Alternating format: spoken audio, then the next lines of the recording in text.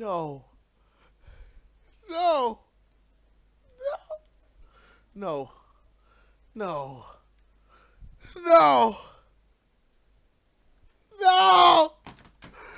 Hello, you look finished. It's your boy here. Sorry about that. Yo, it's your boy here, and today what I've got for you is a JABA Deep Talks episode for you guys. I haven't done one in a while, and I haven't done one like on topic to F1. The last time I did it was like about April or something like that. So yeah, it's been a while, but I thought why not bring it back. So yeah, this week's topic is about Susie Wolff and her retirement at age 32. Yep, she's confirmed it. She will be retiring after Race of Champions. So yeah, and Aston Martin were set to be rebranded into from Force India. So yeah, but before I start, there's something I need to talk to you guys about.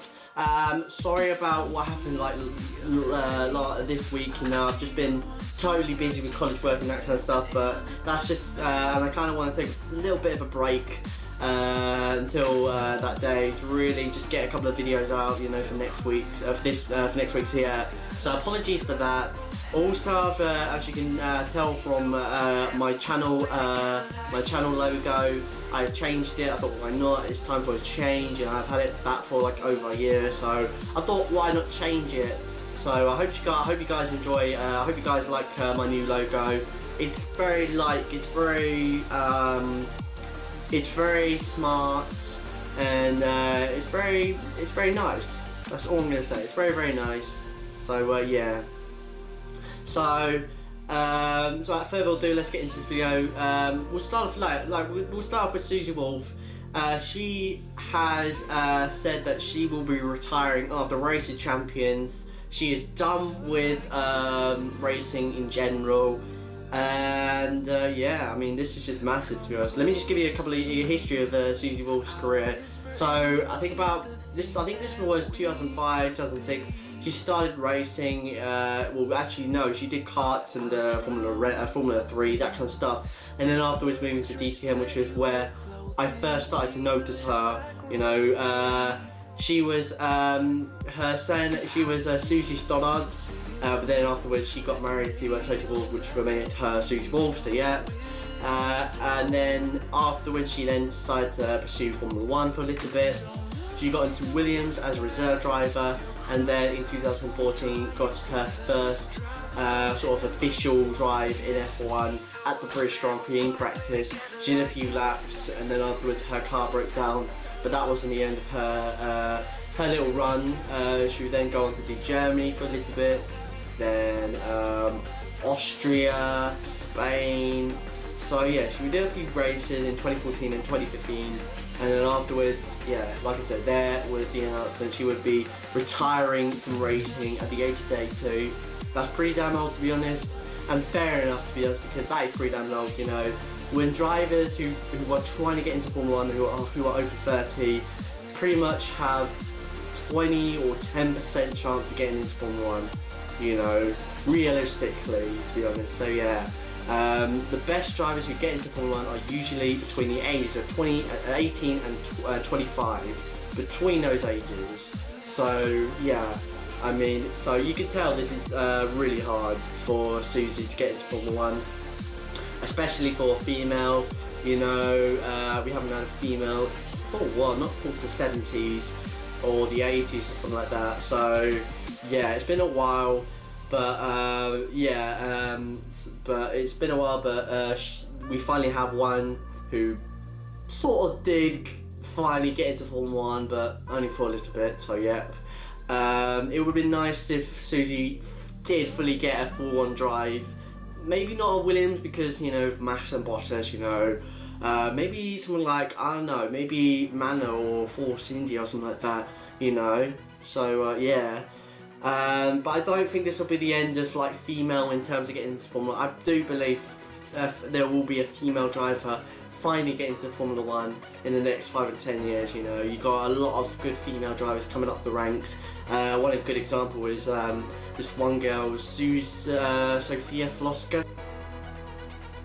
She's German, but she's female and she's damn well quick. I mean, I watched her in this one race in Thruxton in a Ginetta Junior race, and she won the race. Did she came for the last time? Unbelievable, and Caroline's coming from nowhere. He's blocked Billy Monger in, and can Caroline go around the outside? But I think we're going to see contact, and Caroline, again, like last year, gets through the chicane for Sophia Flair. She's going to win race 2. It's going to be 2 out of 2 for the 14-year-old German. Sophia Flash makes it 2 out of 2. Billy Munger second. Jamie Caroline third. Stuart Middleton is in 4th place from Dan Zelos. Kyle Horby, the HHC guys, absolutely made up with a superb Ginetta Junior race once again. I knew that we had a good pace because in testing we were also quite fast, but like winning the first race was already amazing. But now I don't even have the words what to say. There are a lot of good female drivers up and about. Carmen Jorda, who is a Lotus reserve driver. I'm not gonna lie, but I think, to be honest, I don't think she will, gathering how quick she is. She is not really that quick, to be honest. You know, I heard somewhere that she was so damn slow. She's like one of the slowest drivers, you know, in like GP2, GP3, that kind of stuff. So yeah, not that quick, and I think she'll be the same as Susie. You know, just as reserve driver, getting a few practice runs. But then afterwards, yeah, just retiring from racing. So yeah, no offense, but that's just my opinion, to be honest. So yeah. But yeah, like I said, there are a load of good up-and-coming female drivers, and there are a lot of good female drivers that are still big, even to this day. You know, you got Danica Patrick, the biggest one, who almost won the Indianapolis 500. Was the first female to win the Indianapolis 500. So yeah. She was the first female to lead a lap at the Daytona 500, and yeah, so she's done a lot of big things. So and that's the reason why she's the biggest. And she even won a race. She won an IndyCar race at Motegi. She pulls up on Elio Castroneves. He's out of fuel, or is he? They're going side by side. Danica Patrick is the leader, Mark James, as she comes to the line looking to complete 198 laps. Danica Patrick making history. Danica Patrick will win at Motegi. Danica is the winner of the Indy Japan 300. Davey Hamilton, they play the fuel strategy to absolute perfection. Then that would be her first and only victory in her career for Danica Patrick. So yeah. We also got another one, Simone Silvestri, another big name. She finished 4th earlier this year in what race was it? In New Orleans, yeah, New Orleans. So, yeah. She's now competing in Formula E. She started competing in Formula E since London. So yeah, so since then since then she's still been with Andretti in Formula E. So yeah, so yeah, there are a lot of big and there are lots of up and coming female drivers. So I reckon in the next 5-10 years, this is my prediction. Yeah, 5-10 years, I believe there'll be a female driver in Formula One. So yeah, so. But for now, I mean, just good. Best of luck to Susie in terms of her future. Also, here's another thing that has just popped up in mind. How come Susie did not get a reserve seat in Mercedes? That's the one thing That's the one thing that's really been up in my mind for a while. How come Susie's not been in Mercedes? I know. I guess the reason why is just because the team at the moment, they're the top team. They're the top team in Formula One. So I guess really Mercedes really want some really good drivers. You know, like Lewis, Nico, or even the up and coming ones that could join the team in terms of Pascal Wehrlein. So yeah, I guess they really want like real full on like quick drivers. Yeah. So fair enough. It's just a thought I had in my mind. So yeah. But yeah, like I said, best of luck to her in the future. And yeah. So we'll move on to Aston Martin. So basically Aston Martin, it was a few weeks ago, actually on the weekend of the Mexican Grand Prix. So this was actually last week.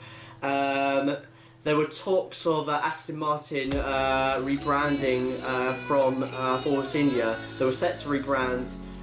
Force India was set to be rebrand as Aston Martin. It's not been confirmed yet, but it's still in talks. So yeah, what do I think of this? I think this is fantastic, to be honest. I know what you guys are going to be saying. Oh, what's going to happen with like the foundation of the team? You know, in terms of like the factories, the employees, even the car itself. Now, basically, what is going to happen is Force India. Well, basically, the foundation of Force India. So like the factories, that kind of stuff will still be the same. It will still be at the same Silverstone factory, but they're gonna just rebrand it as Aston Martin Racing. So it's the same as Honda rebranded as Braun GP in 2009. So it's gonna be like that. So yeah, no need to panic. No need to think that Aston Martin is gonna replace Force India. No, that's not the case. They're just only gonna be rebranded. That's all. So yeah. I think this is fantastic. I mean, another big brand getting into Formula 1.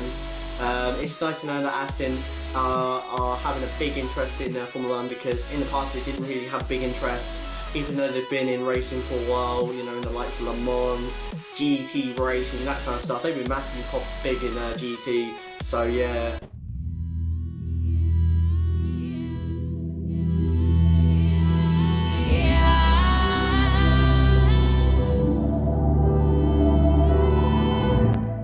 Also in Le Mans, but they're only been a GT runner. They did in the past was a prototype. They did run as a prototype in the past. Then afterwards it didn't really work out, and then they just went back to being a GT runner. So yeah, so they have been big in GT. They've been big in prototype racing. They've been big in GT racing. So they've had a very long and very successful history in both Le Mans and GT. So yeah, and it's so cool to know that they're gonna try and see if they can face another big challenge in terms of racing in Formula 1. You know, and it's nice to know and nice to see Aston racing in Formula 1. You know, it's something that I've been dreaming of for a while, to be honest. You know, Aston Martin coming into Formula 1. You know, because they're a big brand. They're almost as big as Ferrari, to be honest. So yeah, I mean, I don't know. I mean, it would be fantastic. So yeah, like, I mean, this is just. I'm so excited to. I'm so excited. I'm so excited for Aston Martin to hopefully be in Formula 1. To be honest, you know, but a lot of people are not, because they're thinking, I want Force India to still be in Formula 1. You know, I want Force India to still be in Formula 1. You know, and that's the thing. You know, like this team was Jordan.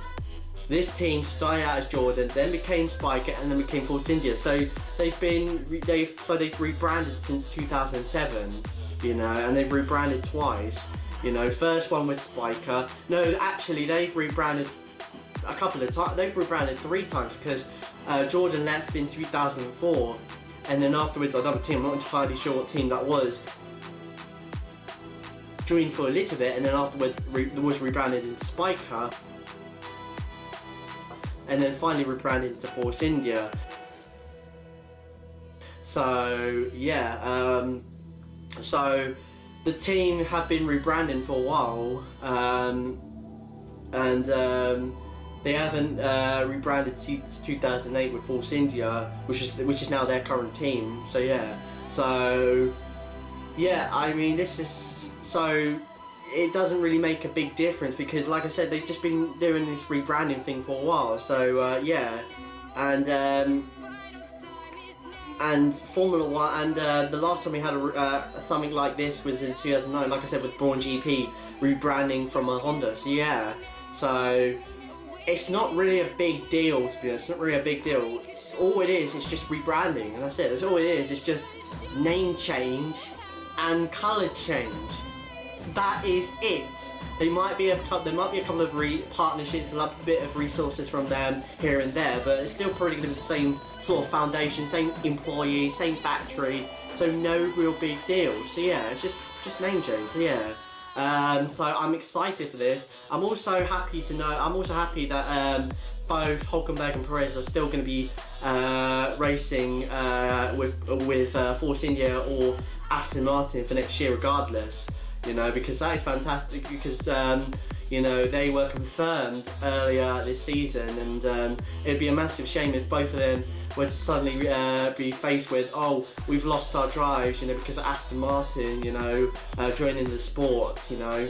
So I'm happy to know, I'm thankful to know that both of them are still going to keep their seats regardless of this. So yeah, I mean, and you know, so looking at all of this news and all of this info that we've got, this makes me so excited for Aston Martin. I'm so excited, you know. I hope this actually becomes a thing. I hope Aston Martin does join Formula One, because Aston Martin are a big brand, like I said, big as Ferrari, and yeah, I mean, jeez, I mean, jeez, man, I mean, it would just be awesome.